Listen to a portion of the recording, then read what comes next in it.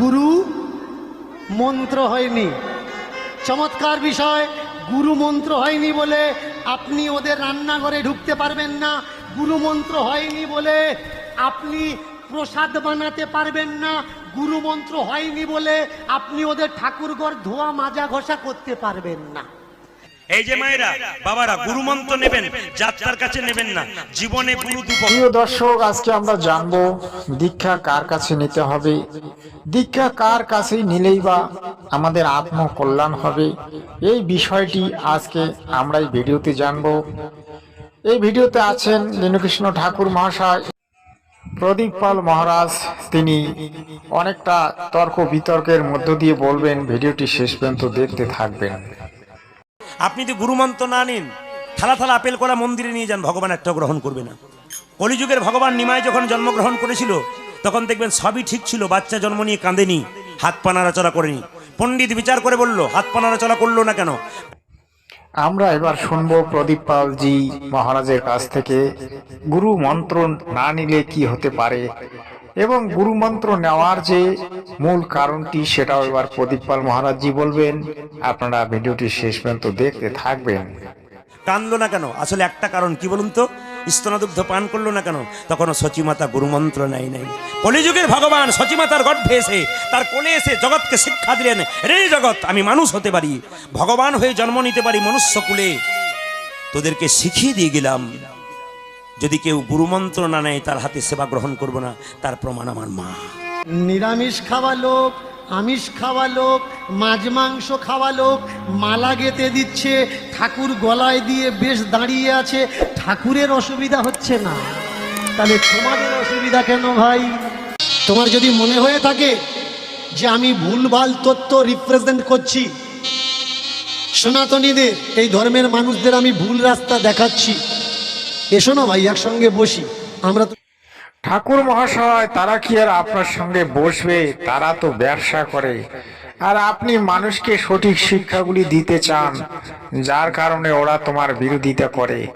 ওরা সত্যটাকে মানব সমাজের মধ্যে উজাগার করতে চায় না, কিন্তু আপনি সত্যটাকে মানুষের সামনে উজাগার করতে চান। এটাই তো মূল বিরোধ। সত্যটাকে ওরা চাপা রেখে অসত্যটাকে ওরা মানুষকে বলতে চায় এবং মানুষকে ওরা শোষণ করতে চায়, শাসন করতে চায়। ওরা লোভী, ওরা পাপী, ওরা হিংসুক। আপনি কি তাদের বিরুদ্ধে একা লড়ে এই সংগ্রামে জিততে পারবেন? জিততে পারবেন তখনই যখন আপনার সঙ্গে হাজারো হাজারো করোড়ো করোড়ো লোক থাকবে এবং আপনার হয়ে গর্জে উঠবে। বাংলায় কুসংস্কার মুক্ত সমাজ করে তুলতে হবে এবং বাংলা কুসংস্কার মুক্ত করতে হবে। যখন তারা এই ধরনের স্লোগান তুলবে তখনই আপনার বিজয় হবে। তাই আপনি সঠিক তত্ত্বগুলি দিচ্ছেন কি দিচ্ছেন না সেটা একবার বিচার করে দেখবেন। সৎ সাহেব, গুরুদেবেরা মনে করছে ও বাম্মা ছেড়ে আমাকে বাবা বানিয়েছে, জন্মদাতা বাবাকে যদি ও ছাড়তে পারে, তোমাকে ছাড়তে কতক্ষণ লাগে? বেশিক্ষণ লাগে। বাবার প্রতি প্রেম শেখাও। প্রেম না থাকলে যেমন ধর্ম হয় না, আর ধর্ম না থাকলে যেমন প্রেম হয় না, ঠিক তেমনি বাবা মায়ের প্রতি শ্রদ্ধা না থাকলে কোনোদিনই মানুষের ভক্তি হয় না এবং সে সাধকও হতে পারে না, সে কোনো কাজেই সফলতা অর্জন করতে পারবে না। এটাই সত্য। এটাই দীনকৃষ্ণ ঠাকুর মহাশয় বলতে চেয়েছেন। আগে আপনারা দেখতে থাকবেন। মায়ের প্রতি প্রেম শেখাও।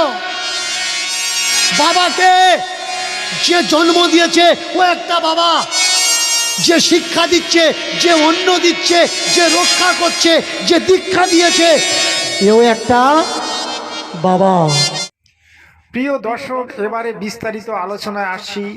দেখুন, আমি এই ভিডিওর মাধ্যমে আপনাকে এটাই দেখাতে চেয়েছিলাম যে আসলে বাবা কারা কারা হতে পারে। যেটা আপনারা শুনলেন, বাবা এই জগতে অনেক আছে এবং অনেকজন হতে পারে। যে শিক্ষাদাতা সেও একটা বাবা, যে কর্ম শেখায় সেও একটা বাবা, যে জ্ঞান দেয় সেও বাবা, যে অন্ন দেয় সেও বাবা। এই বাবা শব্দটি আসলে কি জানেন? এই বাবা শব্দটি হচ্ছে সাধু শব্দ। অর্থাৎ বাবা সাধু শব্দ থেকে এসেছে। যে ব্যক্তি সততার সঙ্গে আপনাকে লালন পোষণ করবে এবং যে ব্যক্তি সততার সঙ্গে আপনাকে শিক্ষা দীক্ষা দেবে, যে সর্বদা আপনাকে সুনজরে দেখবে এবং যে আপনার সর্বদা মঙ্গল চাইবে, সেই হচ্ছে বাবা। এই বাবা শব্দটিকে আমরা বিভিন্নভাবে ব্যবহার করতে পারি, কিন্তু সঠিক তত্ত্বটি আজকে আমি আপনাকে জানালাম। এটাই আজকের মূল বিষয় ছিল যে বাবা এই জগতে কে হতে পারে। আপনারা নিশ্চয়ই বুঝতে পারলেন। আগেই ক্লিপটি নিয়ে আগে বোঝানোর চেষ্টা করব। সৎ সাহেব, দীক্ষা গুরু গুরু হয়, শিক্ষা গুরু গুরু হয়, মন্ত্র গুরু গুরু হয়। গুরুর কর্তব্য কি শুনে রাখুন। বাবা মা, গুরুদেব আর ভগবান তিনজনে যদি এক জায়গায় বসে থাকে, একটু হাত তুলে জোর করে বলবেন কাকে আগে প্রণাম করার দরকার? বাবা মাকে প্রণাম করার দরকার। প্রিয় দর্শক, আপনারা এটাও জানলেন যে বাবা মার স্থান কোন জায়গায়। বাবা মার স্থান সর্বোপরি। যে বাবা মার সেবা করলে ভগবানের সেবা করা হয় এবং সর্বধর্মকে পালন করা হয়, এর উপরে কোনো ধর্ম হয় না। আজ যারা যাগযজ্ঞ অনুষ্ঠান করছে, বনে জঙ্গলে গিয়ে তপস্যা করছে, কিন্তু সে যদি তার বাবা মাকে কষ্ট দিয়ে এগুলো করছে, তাহলে কিন্তু তার সফলতা আসবে না এবং সে সাধন মার্গে সফলতা অর্জন করতে পারবে না। তাই বন্ধু, তাই মিত্র, আপনারা বাবা মার সেবায় নিযুক্ত থাকবেন এবং বাবা মার শ্রীচরণের দাস হয়ে আপনারা সাধন ভজন করবেন। অন্যথা আপনি যদি করোড়ো টাকা খরচা করে যাগযজ্ঞ অনুষ্ঠান করেন, দিন রাত শ্রীকৃষ্ণ রাধে রাধে শ্যাম শ্যাম এই ধরনের বলতে থাকেন, আপনার কোনো রকম কোনো সাধন ভজন হবে না। আর আপনারা যাকে সাধন ভজন করবেন সেও আপনার ভক্তি শ্রদ্ধা গ্রহণ করবে না। কারণ কাউকে কষ্ট দিয়ে কখনো নিজের প্রতিপত্তি স্থাপন করা যায় না। যুগে যুগে যে অসুররা যে সাধন ভজনগুলি করেছিল, বরদান পাওয়ার পরে তারা মানুষকে কষ্ট দিয়েছিল, দেবতাগণকে কষ্ট দিয়েছিল, তার পরিণামে শেষ পর্যন্ত তারা নিহত হয়েছিল। এটাই হচ্ছে প্রকৃতির নিয়ম, এটাই ধর্মের নিয়ম, এটাই হচ্ছে সত্য। যে সত্যকে স্বীকার করে এবং সত্য পথে চলে, সেই মানবতাকে পালন করে, সেই ধর্মকে পালন করে, এটাই পরম সত্য। আর এটাই হচ্ছে ধর্ম। সৎ সাহেব, এই বাবা মা যদি বসে থাকে, কাকে আগে প্রণাম করার দরকার? বাবাকে না মাকে? আগে মাকে প্রণাম করার দরকার। বাবা বাবা তো ফেলে দেয়, কিন্তু মা কষ্ট করে ধারণ করে অসহ্য যন্ত্রণা ভোগ করে আমাদের পৃথিবীর আলো দেখায়। তাই তো ঠাকুর মহাশয়, মায়ের স্থান সর্বোপরি। মা এই জগতের সর্বশ্রেষ্ঠ ভগবতী দেবী। যে মায়ের সেবা করে, যে মাকে পূজা করে, তার আর অন্য কিছু সেবা করার প্রয়োজন হয় না। আপনি যদি দেখেন গণেশের দিকে, গণেশ একদিন সময় শিব পার্বতীকে প্রদক্ষিণা করে এই ত্রিভুবন জয় করেছিল, অর্থাৎ সেই সর্বতীর্থ ভ্রমণ করেছিল। তাহলে বুঝুন, 7 বার প্রদক্ষিণ করে সেই গণেশ ভগবান, যিনি এই পৃথিবীর সমস্ত তীর্থ ভ্রমণ করেছিলেন এবং পৃথিবী প্রদক্ষিণ করেছিলেন। তাহলে বাপ মার স্থানটা কোথায় সেটা বোঝাই যায়। কিন্তু এই কলিযুগে কি চলছে ঠাকুর মহাশয়? এই কলিযুগে চলছে বাবা মার উপরে অন্যায় অত্যাচার, এবং যারা আজকে ধর্মের ঠিকা নিয়েছে, ধর্মকে বাঁচানোর জন্যে নিজেকে বড় বড় গুরুর স্থান দিয়েছে, এবং তারা আজকে বলছে যে বাবা মা নাকি একটা ভাণ্ড। এই ভাণ্ডে বীজ ফেলার কারণে জন্ম হয় এবং বাবা মার স্থান নাকি কোনো জায়গায় নেই।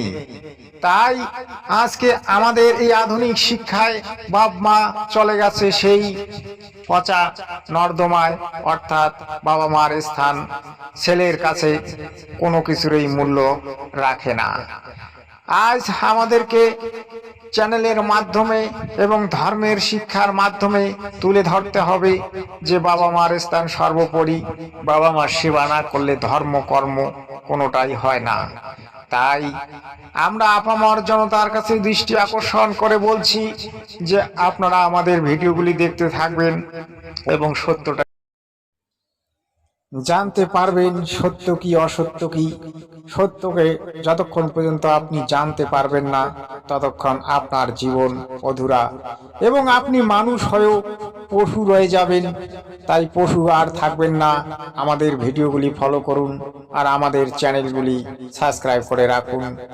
জেগে উঠুন বাঙালি, জেগে উঠুক মানব সমাজ, আমাদের লক্ষ্য এটাই। তাই বন্ধু, তাই মিত্র, আপনারা অবশ্যই আমাদের ভিডিওগুলি ফলো করবেন সৎসাহী। আপনারা দেখতে পাচ্ছেন জগৎগুরু তত্ত্বদর্শী সন্ত রামপাল মহারাজজি তার ভক্তদেরকে আশীর্বাদ দেন এবং তিনি দর্শন দেন। সৎ সাহেব জগৎগুরু তত্ত্বদর্শী সন্ত রামপাল মহারাজজি কি জয় হোক। সৎ সাহেব।